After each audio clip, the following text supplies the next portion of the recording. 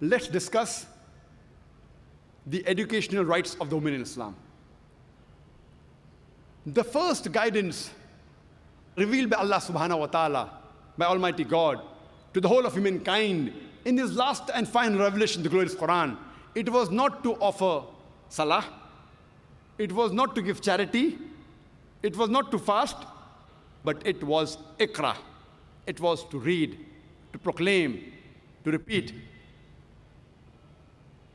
And the first 5 verses revealed of the glorious Quran was from Surah Iqra, chapter number 96, verse number 1 to 5. It says, Iqra bismi rabbika allazi khalaq, khalaqal insana min alaq, Iqra wa rabbukal akram, alladhi allama bil kalam, allama al insana ma lam ya'lam. Read, recite, proclaim in the name of thy Lord who created. Who created the men from something which clings, a leech-like substance. Read in the name of the Lord who is most bountiful, who taught men the use of the pen, who taught men that which he did not know. The first guidance given by Allah subhanahu wa ta'ala in the Quran, it was to read, and it was to both male and female. Our beloved Prophet Muhammad said, it's mentioned in Sahih Hadith of Ibn Majah, Hadith number 224, the beloved Prophet said, Ta'alaqul ilm faridatun ala kulli Muslim.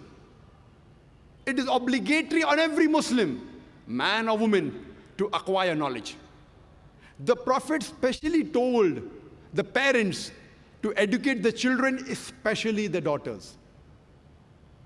It is the duty of the husband to give education to their wife, especially religious education. And if they don't, she has the right to go to the court, to the judge, and demand for it. If he cannot teach it himself, he'll have to send her and see to it that he educates her. There is a chapter in Sahih Bukhari, when one hadith, the woman, they approach the Prophet, and they tell him that you're always surrounded by men. Why don't you give us a special time?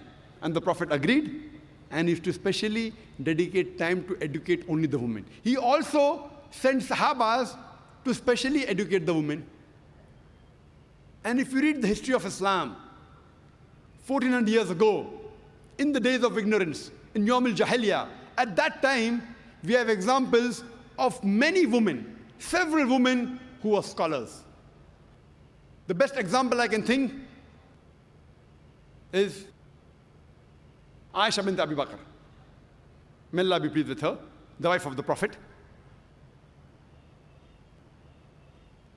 And one of her very famous student by the name of Arwa, may Allah be pleased with her, she says that I have not come across a scholar greater than Aisha, may Allah be pleased with her, in learning of the Quran, in obligatory duties, in lawful and unlawful things, in literature and poetry, in Arabic history and genealogy. And when we read the seerah of Hazrat Aisha, may Allah be pleased with her, we find out that she lived many years after the death of the Prophet, and she guided many of the Sahabas. And she even guided all the 4 Khulafa Rashideen.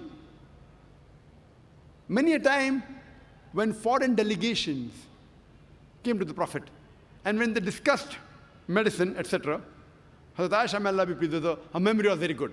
She used to memorize them. She was also an expert in mathematics. And after the demise of the Prophet, many of the Sahabas came to her, especially while dealing with Mirat, while dealing with inheritance, because she was expert in mathematics. History tells us that she has taught several scholars. She has taught no less than 88 different scholars. So in short, she was a scholar of the scholars. And only on her authority alone, there are no less than 2,210 hadith reported.